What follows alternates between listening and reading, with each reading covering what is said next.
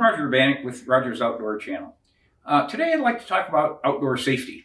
If I'm successful in my attempts to get you outdoors a little bit more and trying a few new things, one of the things that might happen is the more you're outdoors, the more likely it is that something unforeseen might happen that you need to be prepared for. I mean, the two most likely things that you want to be prepared for is, number one, if you get injured out in the outdoors, you want to be able to take care of that injury reasonably easy and quickly, so that something that's relatively minor, like a big cut or something like that, that you can fix instead of having it be life-threatening.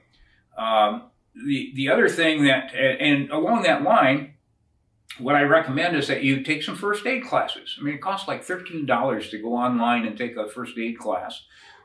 Every couple of years, it's recommended, just to cover the things that you forget. If you don't want to go online, try the Red Cross offers them. Your local fire station will offer them. A little more expensive, but nonetheless, first aid or CPR. Both of those, keep yourself up to date. The other thing that you want to protect yourself against is getting lost outdoors. And, it's entirely possible. I've gotten turned around a few times myself. I'm out there mushroom hunting in a dark woods, on a cloudy day with my head down, and I'm walking around in circles, and all of a sudden I'm, starting off in the wrong direction. And I haven't fortunately had that take me more than a day to get out, but on the other hand, it is possible to get disoriented, even for somebody that's reasonably experienced in the outdoors. So what I have done as a result of my almost having issues with getting lost is I packed myself a backpack with all the emergency stuff in it that I could think of if I got turned around for a couple days. A little bit of water, a little bit of, trail mix or something to eat, some matches. I make sure that I have like a GPS or a cell phone, or even an old-fashioned compass. I think I've got one of those in here somewhere. I have things like, I tend to wear something that's highly visible, especially during hunting season. Why be safe, unsafe?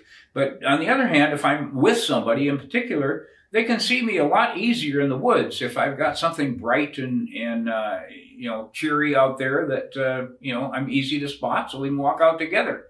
A couple other things that, that you might not think of, plastic bags. I carry these big bags. I mean, they are extremely useful. You can put them on your feet to cross use them for boots, to cross a stream.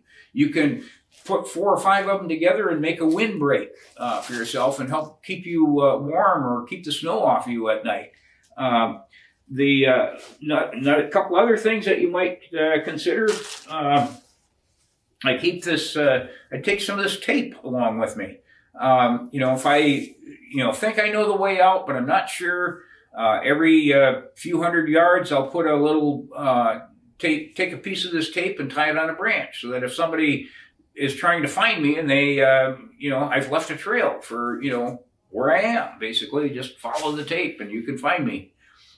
Things like having a little mirror. If somebody, is flying overhead and you flash your mirror up at the plane, they'll know where you're at. Plus lighting a fire with your matches and, bug repellent. Another thing I have in my little backpack is I carry a little plant identification book, to help me with mushrooms or wild asparagus or things that I might want to pick and eat out there. So there's a lot of things, you can do even before you leave. I mean, just kind of, tell someone at home that, hey, I'm going to XYZ Falls and, hiking back there on that trail. I should be back by Tuesday. So at least somebody knows if you're not back by Tuesday, where to look for you. Sometimes leaving a note on your car. Hey, I'm expect to be back by thus and such. Here's my cell phone number. If you are looking to see me. The other thing that you can do is when you first leave the car, what I ask myself is, okay, I'm going to head over that way. How do I get back to the car? And so you start looking for landmarks. You use the sun for a compass. If the sun's out that day, sun sets in the east, or rises in the east, sets in the west. Use it for your compass. If you see a mountain range out in the distance, use that as your compass. You see a stream coming by, that you can use that as a landmark. If you hear traffic in the distance, you say, okay, traffic, I can hear it over there.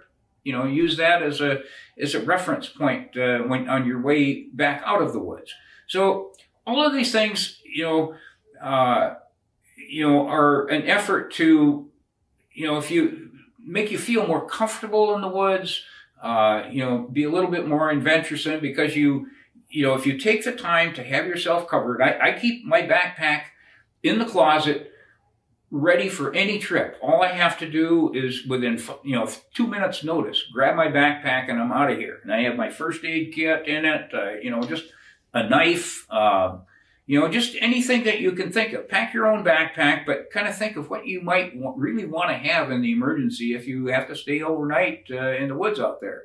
So anyway, that's my thought. Be safe out there. If you, and don't forget, if you're walking through the woods somewhere and you see me off in the distance, picking some mushrooms maybe, don't forget to wave.